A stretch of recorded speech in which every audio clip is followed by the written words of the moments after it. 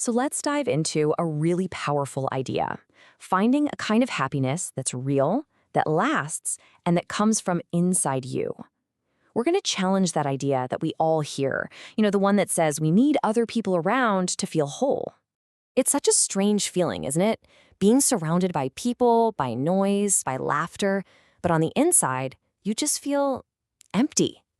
That exact feeling, that's what we're going to get to the heart of today. Okay, so first up, let's tackle this huge idea I like to call the myth of togetherness. We're kind of programmed to believe that happiness is something you find with other people, which naturally makes us pretty scared of being by ourselves. But why? Why are we so afraid of our own company? I mean, this is the story we're told, right? The happiness is out there somewhere, with friends, with a partner, in a crowd. But think about it. What happens when those people aren't around? If our happiness depends entirely on others, we're basically handing over the keys to our own well-being. And look, life is always changing. You might get a new job in a city where you don't know anyone, or move across the country, or go through a breakup. These things aren't failures, they're just life. But man, they can make that silence feel really, really loud. And that's when the fear of being alone can really sink its teeth in.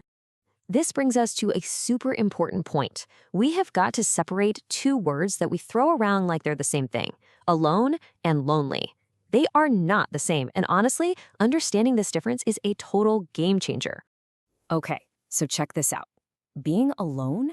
That's just a physical fact. There's no one else in the room with you. Simple. But feeling lonely? That's an emotional state. It's that feeling of sadness, that emptiness inside, that can hit you even when you're in a room packed with people. So here's the takeaway. Loneliness isn't about how many people are physically around you. It's about what's going on in your head. And you know what? That's actually fantastic news. Because if the problem starts inside our own minds, that means the solution is in there too. We have control over it.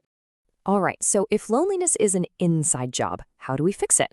Well, we start by reframing it. We stop seeing our alone time as some kind of punishment or a sign of failure, and we start seeing it for what it truly can be: a powerful opportunity. A gift, really, that you give to yourself.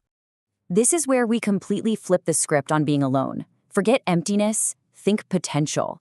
Solitude is your chance to finally hear your own voice without all the outside noise. It's a space to heal, to really understand your own feelings, figure out what you want, and build a kind of confidence that doesn't need anyone else's validation. I mean, this quote just hits the nail on the head, doesn't it? Of course, other people can add to our happiness. That's one of the best parts of life. But they aren't the source. They're the bonus. The real, steady, reliable source has to be you. Okay, so this all sounds great in theory, but how do we actually do it? What are the real practical steps we can take? Well, that's what this is all about. We're getting into the how-to guide for becoming your own best friend. We've got a simple 3-step plan. First up, we're going to learn how to actually enjoy hanging out with ourselves. Second, and this is a big one, we're going to tackle that voice in our heads, our self-talk. And third, we'll see how creating a few simple routines can make a world of difference. Step 1 is all about action. Think about it. How often do we wait for someone else to go do something fun? Why wait? Take yourself out on a solo date. Go to a cafe, see a movie, take a walk. It's about proving to yourself that you don't need anyone's permission to experience joy. Now, step 2. Let me ask you something. If your best friend was having a rough day, what would you say to them? You'd be kind, supportive, encouraging, right? Well, why don't we talk to ourselves that way? We are so often our own worst critics. This is your reminder to turn all that compassion you give to others inward. You deserve it just as much. And finally, step 3 is all about creating comfort through simple routines. This isn't about a rigid schedule. It's about small, gentle habits, like that first cup of coffee in the morning quiet, or reading a few pages of a book before bed. These little rituals can make your alone time feel warm and steady, instead of empty and cold. They turn empty time into restorative time. So, you put in the work, you start taking yourself on dates, you start talking to yourself like a friend. What happens next? What's the payoff? Let's talk about the incredible rewards of all this inner work.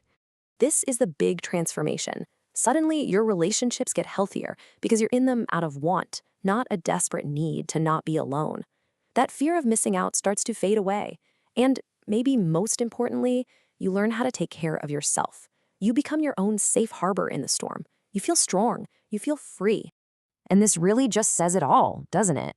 Being alone stops being this scary thing we have to avoid at all costs. Instead, it becomes a source of real strength. It's a sign of a truly healthy relationship with the one person you're guaranteed to spend the rest of your life with, you. So, I'll leave you with this one question. It doesn't have to be some huge life-altering change. It can be tiny. Maybe it's just taking 5 minutes to walk outside by yourself, or saying one kind thing to yourself in the mirror. What is one small, simple choice you can make for yourself today?